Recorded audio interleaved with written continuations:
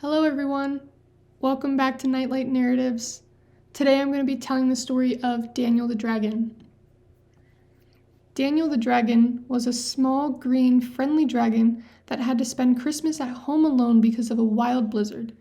Daniel loves the holidays and is extremely sad that he can't spend it with his parents and his siblings.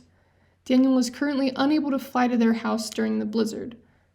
After finishing his cup of hot chocolate, Daniel thinks of an amazing idea. His friend Oscar the snow owl can fly in the snow. He immediately jumps up, his tail smacking the table. He quickly runs out the door and over to Oscar's treehouse. He climbs up a few stairs and knocks on the door loudly. "Daniel!" Oscar screams while he quickly swings open the door. "It is so great to see you." "Hey, buddy, it's good to see you too. I was hoping I could ask you for a favor," Daniel says, catching the scent of the sugar cookies baking in Oscar's house. "Of course, anything for a good friend like you.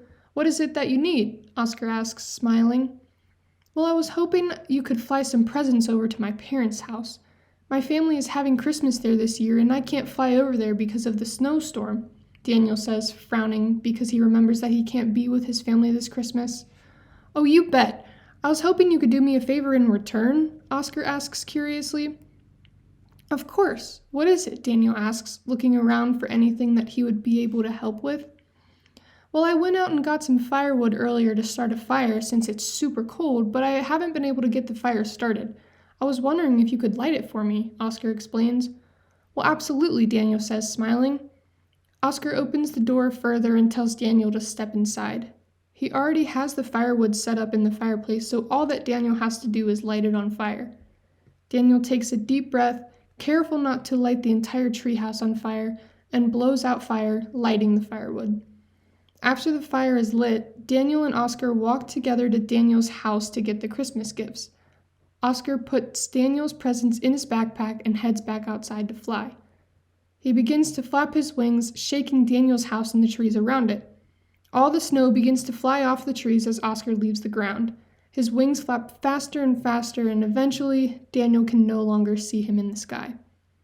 A few minutes later, as quickly as he had left, Oscar returns with an empty backpack. He lands on the ground, flaps his wings one last time to clear off the snow, and enters Daniel's house. "Well, there you go, buddy. Your family wishes you a Merry Christmas, and they were very thankful for their presents," Oscar says to Daniel. "Thank you for doing that for me. I really wish that I could be with them," Daniel says, frowning softly. "Oh, I understand. Why don't we spend Christmas together? We can make some good food and just spend some time together," Oscar suggests. "That sounds like a great idea," Daniel says as they sit down in the living room next to the Christmas tree. Thank you everyone for listening. I hope you enjoyed.